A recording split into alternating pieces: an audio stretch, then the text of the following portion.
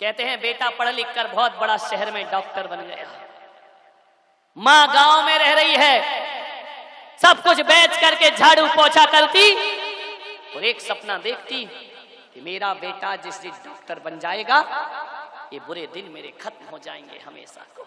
एक दिन डॉक्टर बन गया, बेटे ने माँ की सुध ना ली, शहर की हवा लग गई। एक दिन बहुत बीमार पड़ी, गांव के लोगों ने कहा कि माँ तेरा बेटा डॉक्टर है, जाकर इलाज करा।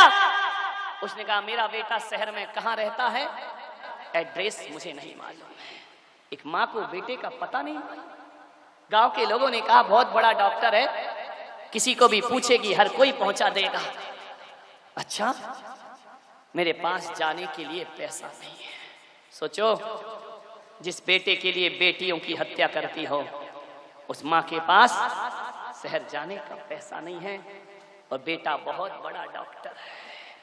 मान्यवर, इसे कहानी मत समझना, ये घटना कभी भी तुम्हारे घर में घट सकती है, ध्यान रखिए। गांव के लोगों ने चंदा चिट्ठा इकट्ठा किया, ले मां तू शहर चले जा। जैसे ही शहर पहुंची, रेलवे स्टेशन पर उतरी, प्लेटफार्म से बाहर गई, ऑटो रिक्शे वाले को बोली इस डॉक्टर को जानते हो? अरे रिक्शे वाले ने कहा बूढ़ी अम्मा कौन नहीं जानता उसको, इस शहर का बहुत बड़ा डॉक्टर है, बहुत बड़ा डॉक्टर। छाती फूल गई उस माँ की, मुझे वहां तक पहुंचा दो। बोले चलो, बिठाया, रिक्शे पर ले गया। माँ ने अपनी पोटली में से पुराना नोट निकाला। रिक्शे वाले ने कहा नहीं, कोई बात नहीं माँ जी, नहीं चाहिए मुझे पैसा, तू रख, एक दिन पुण्य का काम मुझे भी करने थे। माँ ने बहुत समझाया, ले ले बेटा पैसा, मेरे पास क्या कमी है मुझे, मेरा बेटा इतना बड़ा डॉक्टर, इतनी बड़ी कोठी। आंखें फटी की फटी रह गई उस माँ की। रिक्शे वाला चला गया, प्रणाम करके बेल बजाई, बेटा ने दरवाजा खोला। उसने कहा माँ तू ये फटे पुराने कपड़ों में? बोले तू मेरा बेटा?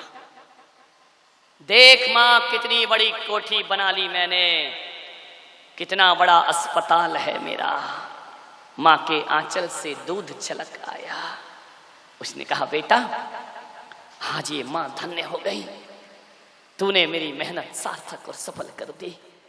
आज मैं सब भूल गई कि मैंने एक दूसरों के कपड़े धोए हैं, झाड़ू पोछा किया है, इतना बड़ा डॉक्टर बन गया। भीतर से एक डॉक्टर और निकली। माँ ने पूछा ये कौन है? बोले माँ ये तेरी बहू है, शादी भी हो गई। बोले कॉलेज में साथ साथ पढ़ते थे, सब कुछ बहुत जल्दी में हो गया, हम तुझे खबर नहीं दे पाए। माँ ने कहा कोई बात नहीं बेटा, तू खुश रह, ये माँ का दुआएं तुझे है। कैसे आई माँ? 3 महीने से बीमार हूं बेटा, कोई इलाज नहीं हो रहा मेरा, गांव में अकेली पड़ी हूं, गांव वालों ने मुझे तेरे पास भेजा है। बेटा ने कहा कोई बात नहीं, मैं तेरा इलाज करूंगा। अस्पताल में एडमिट कराया, 7 दिन तक इलाज हुआ। 8वें दिन मां सही हो गई। बेटे ने कहा मां देख मैंने तुझे सही कर दिया। बेटे के सिर पर हाथ रखा, मेरे बच्चे बस यही दिन मैं देखना चाहती थी। बेटे ने कहा मां तब तू पूरी तरह स्वस्थ है, कोई दिक्कत नहीं है तुझे, अभी काम कर, तू गांव वापस चली जा। मां ने देखा कि गांव वापस चली जा। बेटे ने कहा मां देख ये शहर का मामला है, तू बूढ़ी हो गई है, हमारे पास कहां टाइम रखा है, तेरी बहू भी डॉक्टर है, मैं भी डॉक्टर हूं, यहां कहां रहेगी, गांव में तेरा मन लगेगा। जा मां तू गांव वापस चली जा, और जब बीमार हो जाए तो फिर मेरे पास चले आना, मैं तेरा इलाज कर दूंगा। मां की जुबान बंद हो गई, सोच रही थी बेटे के साथ जीवन गुजरेगा। बेटा कहता है मां तू आज अपने गांव चली जा। मां की आंखें फटी की फटी। मां ने कहा ठीक है बेटा, तू खुश रह, जाने लगी गांव में। बेटे ने कहा कि ठहरो मां, एक काम तो करते जाओ। बोले क्या है? अपने जेब के कोट की जेब में हाथ डाला। मां सोच रही थी कुछ पैसा देगा। एक कागज का टुकड़ा निकाला और कहा मां 7 दिन तू अस्पताल में रही, उसका बिल चाहिए मुझे। और तुझे जो मैंने दवाई खिलाई उस दवाई का ये पर्चा है, डॉक्टर की फीस है। तुझे दूध पिलाया उसका ये कर्जा है। मां जाने से पहले ये बिल चुका के जाना। मां एक हाथ में कागज का टुकड़ा देखती है और सामने खड़ा दिल का टुकड़ा देखती है। मां सोचती है कि गांव वालों ये दिन दिखाने से पहले मुझे वहीं तड़प करके मर जाने देते। धरती तू फट जा तो मैं अपनी जिंदगी को समाप्त कर लो। वह देखती है क्या इस कलयुग में ऐसा भी हो सकता है कि अपना बेटा ही अपनी दवाई का बिल हमसे मांग सकता है। ऐसा घोर कलयुग। ये बेटा कह रहा है दवाई का बिल चुका, ये बेटा कह रहा है दूध का बिल चुका। आंखें पत्थर आ गई उसकी, शब्द मौन है, कंठ रुंध गए उस मां के। उस मां ने थोड़ी देर अपने आप को संभाला। सीने में बहुत दर्द पैदा हुआ, जो दर्द शायद इसे जन्म देने में भी महसूस ना हुआ होगा। अपनी ही औलाद जब उपेक्षा कर दे, झरझर आंसू उस मां की आंखों से। उस मां ने छाती में ढांढस बांधते हुए कहा बेटा, जो मां तुझे पढ़ा लिखा कर डॉक्टर बना सकती है, इस मां में इतनी ताकत है कि तेरा बिल भी चुका सकती है। ध्यान रख, एक बात याद रख बेटा, कुछ दिन की मोहलत दे दे। मेहनत मजदूरी करके मैं तुझे वचन देती हूं कि जब तक तेरा बिल ना चुका दूंगी इस तन से सांस नहीं छोड़ूंगी। ध्यान रख, मैं तेरी मां हूं और तूने बिल मांगा है तो जरूर बिल चुकाऊंगी। बाहरे नपुंसक औलाद, अपने माँ बाप से दवाइयों का बिल मांगते हो, शर्म आना चाहिए तुमको। अपनी माँ से कहते हो कि हमने दूध पिलाया उसका बिल दे दे, हमने फल फ्रूट्स खिलाए उसका बिल दे दे। धन्य थी वो देवी माँ। अरे माँ यदि अपने बेटे से कह देती कि बेटा तूने तो 7 दिन अस्पताल में रखा, मैंने 9 महीने कोख में रखा, उस बात का मुझे बिल चाहिए। है किसी औलाद के पास इतनी दौलत, तूने मुझे 1 गिलास गाय का दूध पिलाया, लेकिन मैंने तुझे आंचल का दूध पिलाया, उसका बिल चाहिए।